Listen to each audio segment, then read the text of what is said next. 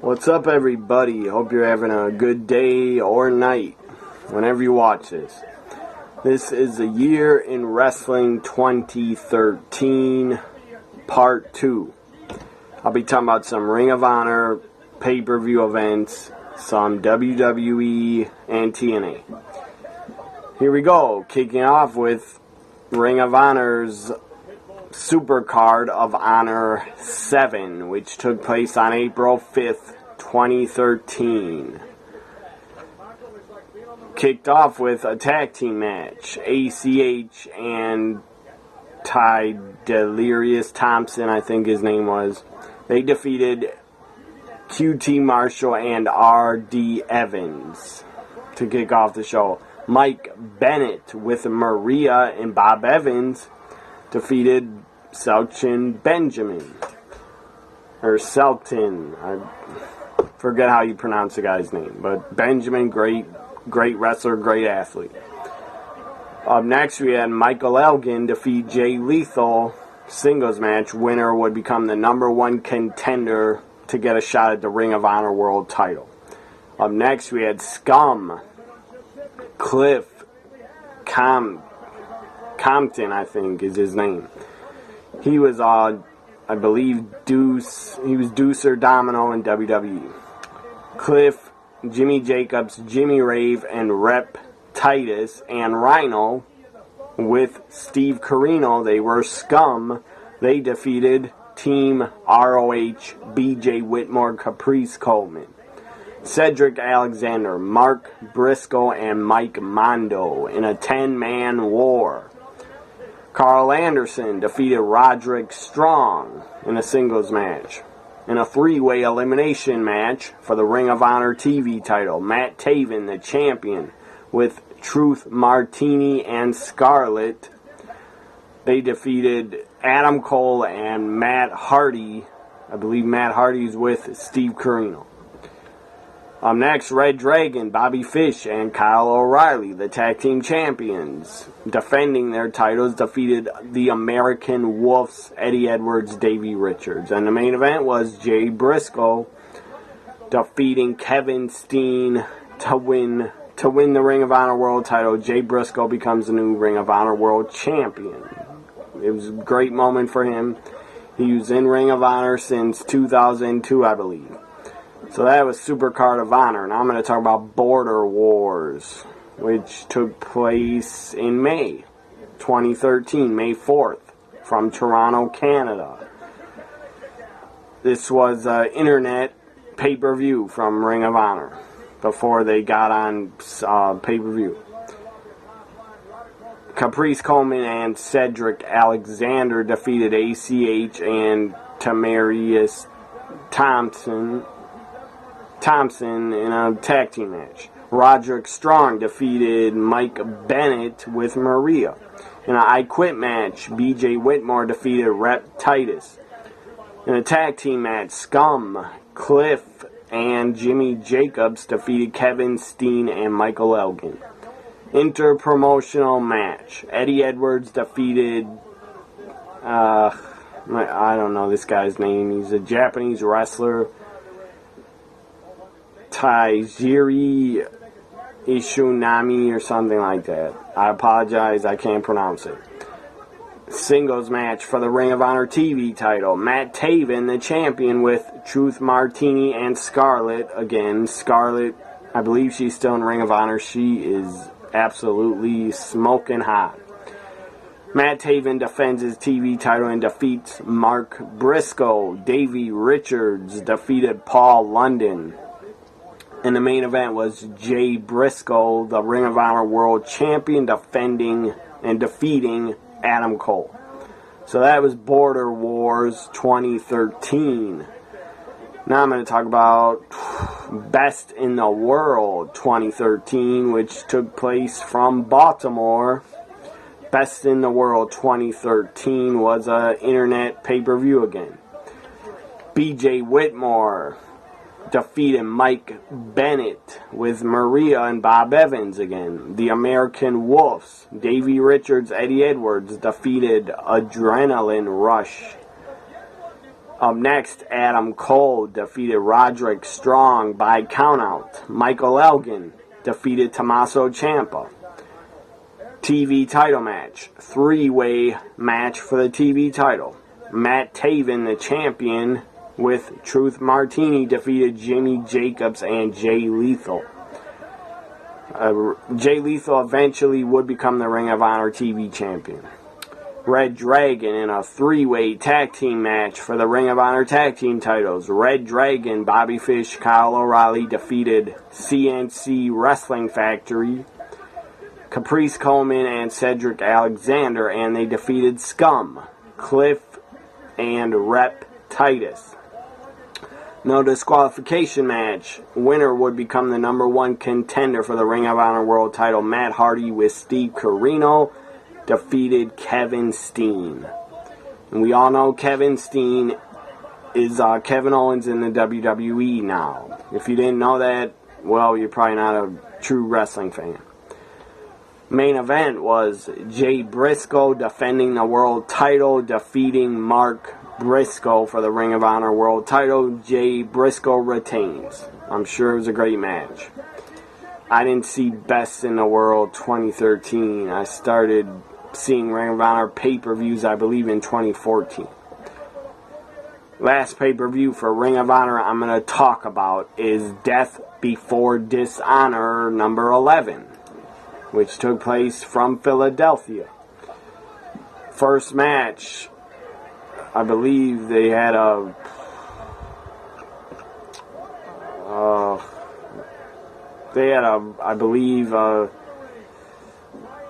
match for the finals, or who knows. I think it was a finals for the World TV title tournament. First match, Jay Lethal defeated Silas Young. Up next, Adam Cole defeated Tommaso Ciampa, semi-final match in the Ring of Honor TV title tournament, or World Championship tournament, not TV title. Michael Elgin defeated Kevin Steen in a semi-finals match for the Ring of Honor World title tournament, in the Ring of Honor World title tournament. Tag team match for the IWGP Junior Heavyweight Tag Team Championships. The Forever Hooligans, Ricky Romero and Alex Kozlov. I believe Alex Kozlov was in FCW for a while. The champions defeated the team of the American Wolves to retain the IWGP Junior Heavyweight Tag Team titles. Singles match. It was not in the tournament. Adam Page. Let me just turn off this. You can hear it. Maybe you can't. Maybe you can hear it now. Great American Bash 2006. I was watching on the network, but I was listening to it. I'll watch it later. Anyways, if you heard that for the entire 8 minutes of this video, I apologize. I forgot to turn off Great American Bash 2006 on the network. Up next, at Ring of Honor Death Before Dishonor, I said Adam Page defeated R.D. Evans. I don't know who R.D. Evans is. Never heard of the guy. Up next, Roderick Strong defeated Ricky Marvin. I don't know who Ricky Marvin is. In a singles match. Adrenaline Rush in an 8-man tag team match. Adrenaline Rush and CNC Wrestling Factory defeated Red Dragon, Matt Taven, and Michael Bennett. I'm sure that was a damn good 8-man tag. Main event was Adam Cole defeating Michael Elgin in the final match in the Ring of Honor World Championship Tournament. Adam Cole becomes a new Ring of Honor World Champion. Well deserved. The guy is a pretty damn good worker. So that was Ring of Honor pay-per-views from April until September. I talked about Ring of Honor. Now I'm going to talk about some TNA. Let me get the TNA pay-per-view list here for 2013. So I ended talking about TNA in part 1 of my year in wrestling 2013. I talked about Lockdown and Genesis. Now I'm going to talk about Slammiversary. which took place on June 2nd, 2013 from Boston, Massachusetts. Great hardcore wrestling fans in Boston. So here we go. Pay-per-view Slammiversary 2013, or Slammiversary 11. By the way, Slammiversary, if you're watching this video now, Slammiversary 2016 already happened. But this was Slammiversary 2013. Because this video is the year in wrestling 2013. Up first on the pay-per-view, Chris Sabin defeated Kenny King, who was the X Division champion, and defeated Suicide in an Ultimate X match. So Chris Sabin becomes a new X Division champion. I believe he returned from an injury after winning the belt. 6-man tag team match. Magnus, Samoa Joe, and Jeff Hardy defeated Aces and Eights, Wes Briscoe, Garrett Bischoff, and Mr. Anderson. Singles match for a spot in the Bound for Glory series. Jay Bradley, I don't remember who that was. Jay Bradley defeated Sam Shaw. Later on he becomes Samuel Shaw with a pretty crazy psycho gimmick that he had, where he became obsessed with Christy Hemme, and basically the guy was a nutcase. Singles match for the TNA television title, which wasn't around very long, and that title wasn't really treated very well or booked good. Devon, the TV champion, with Nux from Aces and Eights. Devon defeated Joseph Park by countout, and the match lasted 32 fucking seconds. I don't know who the fuck came up with that idea for this match and booked it to last 32 seconds. What a fucking joke and embarrassment to be on pay-per-view and last 32 seconds. And right after that match, we had a 4-minute and 50-second match with Joseph Park losing to Devon. Then after that, Abyss came out. And the Abyss was Joseph Park, by the way, if you didn't know. If you didn't know that, you're pretty fucking stupid.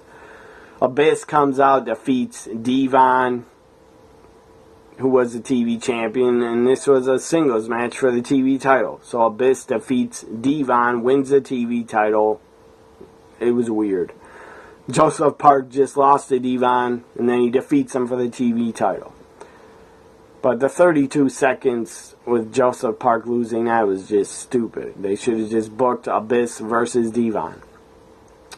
4-way elimination tag team match for the TNA World Tag Team titles. Gunnar and James Storm, who were not the champions. Gunnar and James Storm defeated Bobby Roode and Austin Aries. They also defeated Chavo Guerrero and Hernandez, who were the champions. And they defeated Bad Influence, Christopher Daniels, and Kazarian.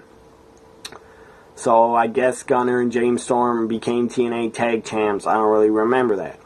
This match was a pretty surprising because I didn't expect much from it. Taryn Terrell defeated Gail Kim, and I really remember this match like it was yesterday.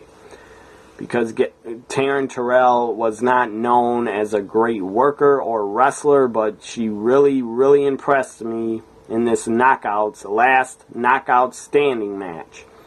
Taryn Terrell brought her A game. This was her first singles match on pay-per-view. Taryn Terrell brought it. She gave a great performance on pay-per-view versus Gail Kim. They had a stage, TNA had a stage set up against the ring, and Taryn Terrell hooked a diamond cutter on Gail Kim off the stage to the floor. That was an awesome spot. Much respect to Taryn Terrell. I didn't think she could pull out a great match in her, but she did.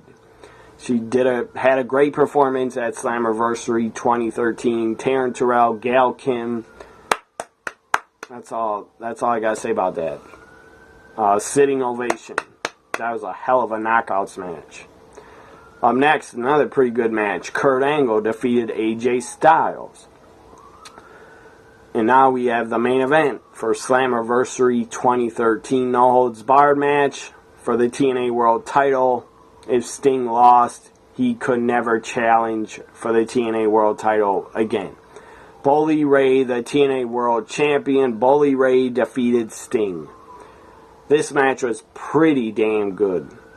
Bully Ray and Sting had a great match. They worked pretty damn well together. It wasn't the best match I've ever seen in TNA, but it was pretty damn good. Bully Ray ended up cutting the mat, ripping the mat up, and then exposing, tearing the mat up, or the canvas off, taking the mats off, the tiny bit of foam mats off the ring, so wood boards were exposed, or wood 2x4s, whatever they are, under the ring mat. And then Bully Ray, I believe, power drove Sting on the wood boards of under the ring mat. That was pretty awesome. As I said, good main event. It went 14 minutes, 23 seconds. Bully Ray defeats Sting so he can never get another world title shot. I don't think that lasted very long. I think Sting did get another title shot. But whatever. Bully Ray retains. It was a huge win for Bully Ray. That was Slammiversary 2013. Pretty good pay-per-view from what I remember from it. I thought it was pretty good. Now I'm going to go to WWE and talk about some WWE shows and pay-per-views. I ended talking about WWE Elimination Chamber, or WWE Extreme Rules 2013. I'm going to start talking about, Payback, which was June 16th, 2013. Payback, the first match on the pre-show match was Sheamus defeating Damien Sandow. I didn't like that because I didn't like Sheamus at the time. I was a fan of Sheamus when he first won the WWE title, I believe in 2009. 9 or 10, when he won the title from John Cena at TLC. And I believe in a tables match. I was a fan of Sheamus for, 6 months. And then I just got sick of the guy. And I didn't care for him after that. Anyways, the World Heavyweight Championship match at Payback. Alberto Del Rio defeated Dolph Ziggler, who was a champion. And Dolph Ziggler cashed in his Money in the Bank after WrestleMania 29. The crowd on the Raw after WrestleMania went fucking insane. It was fucking epic. Having Dolph cash in on Raw after WrestleMania, having him cash in and win, it was a huge moment. I loved it because I was a big Dolph Ziggler fan and supporter. The guy is still damn good, but I'm afraid he's not going to get any more main event pushes as long as he's in the WWE. Maybe this brand split, maybe it'll give Dolph a main event run on SmackDown. But he won't get a main event run on Raw anymore. Hopefully they create another title, like the SmackDown title, and hopefully Dolph could win that. I think he'd still be a great world champion. Anyways, Dolph won. He suffered, I believe, a concussion during this match, I think, or before it. Maybe a week before it, so I guess they thought Dolph can't be depended on because he got a concussion and he got injured, so the company couldn't depend on him to be World Heavyweight Champion, which was fucking stupid. Dolph should have retained the title, but if he's really injured and they wanted to take the title off of him so he could rest, I understand that. Anyways, Alberto Del Rio defeats Dolph Ziggler to win the World Heavyweight Championship back. And I was pretty pissed that Dolph was champion for probably only a month. But I believe he did get a concussion, that's why he had to drop the title. Or the company just didn't have any faith in Dolph as a top guy, as a main eventer.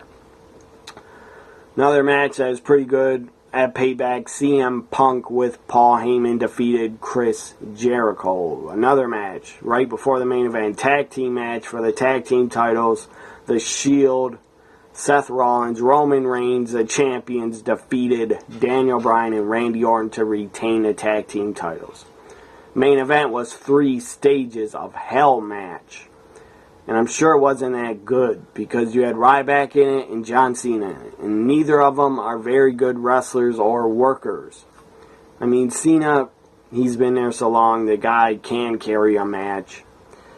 But Ryback versus Cena, I just wasn't interested in seeing these two guys in a 3 stages of hell match. It wasn't HBK versus Triple H.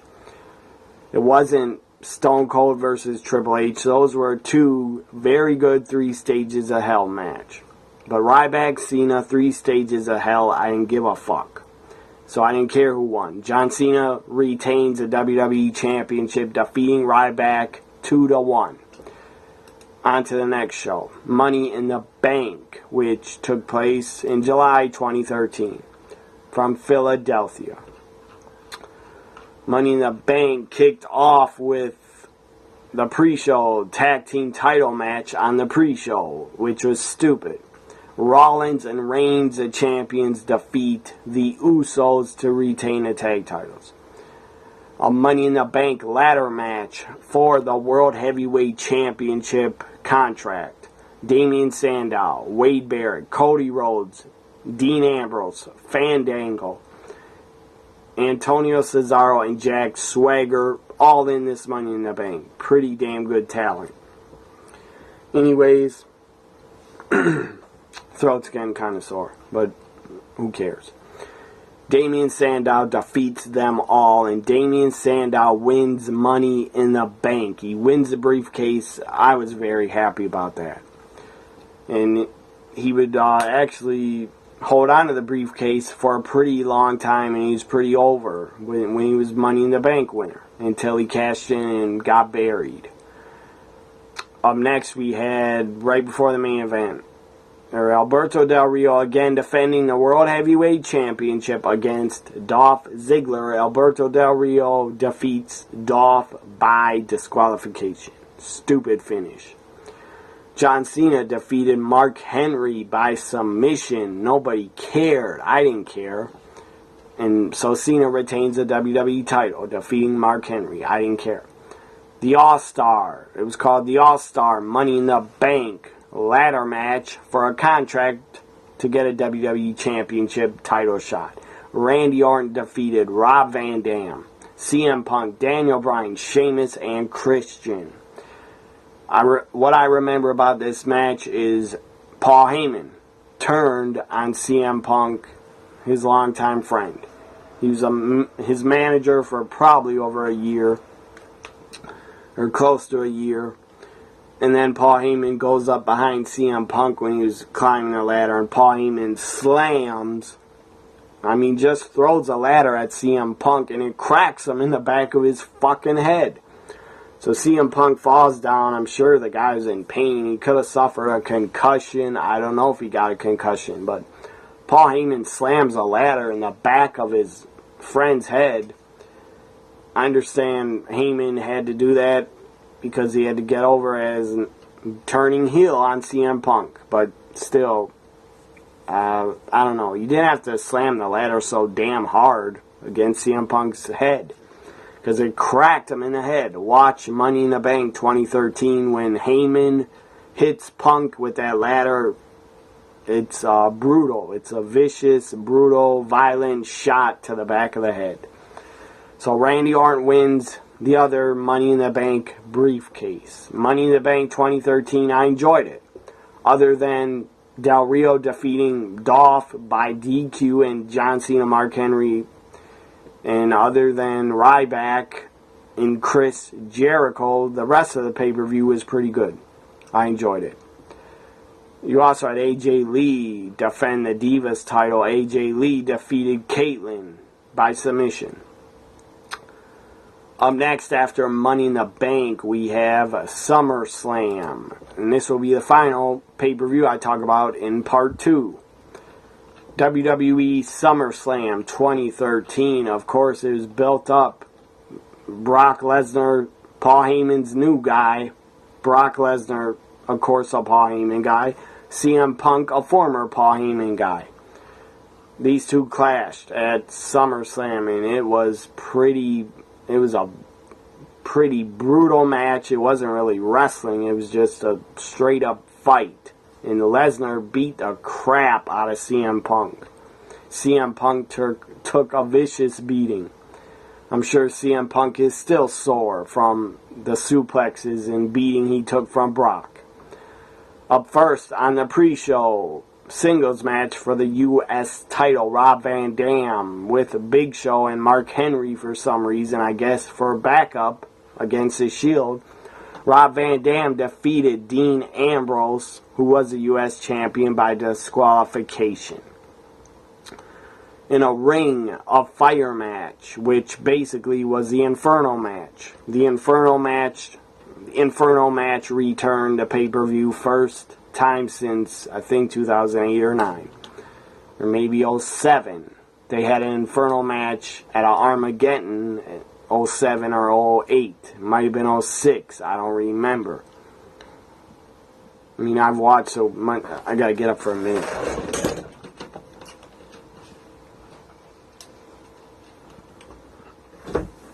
I just had to make sure that Great American Bash was still on, because the stupid network sometimes decides to stop playing. It just decides to stop playing after like 18 minutes sometimes, on pay-per-views only. Here we go with SummerSlam 2013. So, Ring of Fire match, basically it was the Inferno match. And it looked pretty damn cool on the pay-per-view. To kick off the pay-per-view, Ring of Fire, it looked great on pay-per-view. Wasn't that good of a match at all, and it only went 7 minutes, 49 seconds. It was a pretty stupidly bad booked match. I don't think anybody caught on fire. I don't remember anybody catching on fire. How could they? It was fucking PG era. Anyways, Bray Wyatt with Luke Harper, Eric Rowan, they interfered. They threw some like black carpet, or they threw something on top of the fire. So then they climbed in the ring so they could get in the ring, and they interfered. Before they interfered, and before Bray Wyatt took on Kane at SummerSlam, the Wyatt family, they kept showing their vignettes, their video packages, their promos that the Wyatt family was coming to the main roster. They were coming to Raw. They were coming to the WWE. Wyatt family, those video packages were fucking awesome. They were awesome. Bray Wyatt and the Wyatt family debut on Raw. They beat the crap out of Kane. Beat the hell out of him. And then Bray Wyatt, I believe, is doing this outside the ring. And then the stupid fans, I don't know what city it was, the fans start chanting at Bray Wyatt, Husky Harris. Husky Harris. It was stupid. It was fucking stupid. Stupid fans chanting Husky Harris at Bray Wyatt. The guy wasn't Husky Harris anymore.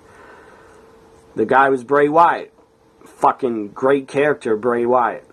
So dumb fans chanting Husky Harris at Bray Wyatt. No respect from those idiot fans. Bray Wyatt, as I said, defeated Kane. And it wasn't a good match. It was entertaining for about 2-3 minutes, seeing the fire and the flames go up in the air. 2 or 3 minutes, and then after that it got boring. Next, Cody Rhodes was in a heated feud with Damien Sandow, former tag team partners. Cody Rhodes defeats Damien Sandow. 6 minutes and 40 seconds only. Pathetic. Should have been at least a 12-minute match. Pathetic that they only got 6 minutes. Because I remember them feuding, and it was damn good. It was fucking awesome. They had a great feud, and they worked very well together as partners and opponents. Up next, Alberto Del Rio defended the World Heavyweight Championship. Alberto Del Rio defeats Christian by submission to retain the world title. No one cared. I didn't care about Del Rio as world champion. I was sick of seeing Del Rio in main events. Up next, no DQ match. Brock Lesnar with Paul Heyman, who turned on Punk at Money in the Bank. Brock destroys CM Punk. CM Punk does the job. He put up a good fight, but he got destroyed also. I was really looking forward to Brock versus Punk. I was really excited to see it. And it did deliver. It was entertaining. Wasn't much of a match, but it was entertaining to me. Up next, mixed tag team match. Dolph Ziggler and Caitlyn defeated Big E and AJ Lee. Up next, a match for the WWE Championship. Triple H as a special guest referee, and Triple H would turn on Daniel Bryan and pedigree him. Daniel Bryan, and I'm sure Triple H, I believe he turned on Bryan because right after that, it started the Authority storyline, basically, because they didn't think Daniel Bryan was the guy. Or they didn't think Daniel Bryan was a main eventer. They didn't want him to main event. They didn't think he was an A-plus player. So Daniel Bryan defeats John Cena to win the WWE Championship. I believe he won it. And then, I don't remember. I think he won it. And then Triple H pedigreed Bryan, or I don't know. And then I think Triple H stripped Bryan of the WWE Championship. Anyways, no, Randy Orton cashed in. That's what happened. After Daniel Bryan won the championship, Randy Orton comes down. After Triple H, I think, pedigrees Daniel Bryan. Then Randy Orton's music hits. He comes down, cashes in his Money in the Bank he just won. Randy Orton then defeats Daniel Bryan, where Triple H was a special guest referee. So the Authority screwed Bryan over at SummerSlam 2013. That would go into the start of 2014, where they would keep trying to screw Bryan over. But the Yes movement and the fans would not allow it. The fans got Daniel Bryan to fucking main event WrestleMania 30. And for him to win at WrestleMania 30. And Daniel Bryan had a great epic WrestleMania moment at WrestleMania 30 I will never forget. On the August 19th episode of Raw in 2013, John Cena confronted the fans, told the fans he had to leave because due to tendonitis or whatever, tricep surgery, he would return at Hell in a Cell. Nobody cared. And after the same day, The Shield and Randy Orton formed an alliance with Triple H and Stephanie. And then the Authority was created to stop Daniel Bryan from winning the WWE Championship back. A storyline which would go on with Bryan and the Authority. It would go on, and then it would come to an end, a very happy, exciting end at WrestleMania 30, where Bryan defeated Triple H in the opening match to get in the main event, and then he defeat Batista and Randy Orton in the main event. Bryan would become champion. This ends my year in wrestling 2013 part 2. Sorry I went a little bit long, but you don't have to watch any of it. You don't even have to watch 5 minutes if you get bored. Follow me on Twitter. As I said, watch my other videos in my year wrestling series. I started doing them talking about 1987. That's the year I became a fan and started watching. My first wrestling show was in 1987. And I went to a live event. And I went again in 89, and I went twice in 89. And again I'd go in 90, whatever. I'm not going to say every year I went. But I went to a lot of pay-per-views and a lot of live events in the 90s. WCW and WWE. Anyways, watch all my other past year in wrestling videos. Check out my year in wrestling playlist. I start with 1987. I go all the way up until 2013. And I will continue until I'm done talking about 2016. Some a-holes are outside in front of my house talking loud. So I gotta end this because they're pissing me off. Anyways. Watch my playlist, all my other year in wrestling videos. There's like, I'm trying to do the math, 29 years of me talking about wrestling. 29 years of me covering the year in wrestling, going back to 87 all the way up to 2013. And I will talk about 2014 and 15 and 16 at the end of 2016. Or maybe in 2017. I'll talk about the year 2016. Hope you enjoyed the Year in Wrestling 2013 Part 2. Watch my other videos in the playlist of the Year in Wrestling playlist.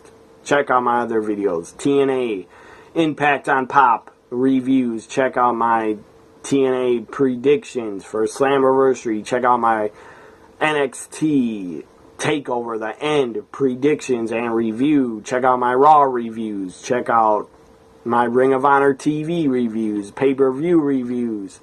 Check out my WWE Network live specials and pay-per-view predictions and reviews. And check out my other videos. Ask TNA WWE Guy. Check out my countdown shows and whatever. Check out my wrestling tribute shows playlist. Check out my top wrestling news story playlist. Check out my entertainment news playlist. Even though I believe I only have 3 or 4 videos in there. Check out my MMA, UFC predictions, Bellator and UFC predictions and review shows. I will do a prediction for UFC 200 pretty soon. Anyways, follow me on Twitter at TNA WWE Guy. Follow my other account on Twitter if you would like. And subscribe to my YouTube. I really appreciate it. If anybody watching this would subscribe to my YouTube channel. New videos every week. I'm a major wrestling fan. It's part of my life and it will always be. Bye for now, everybody.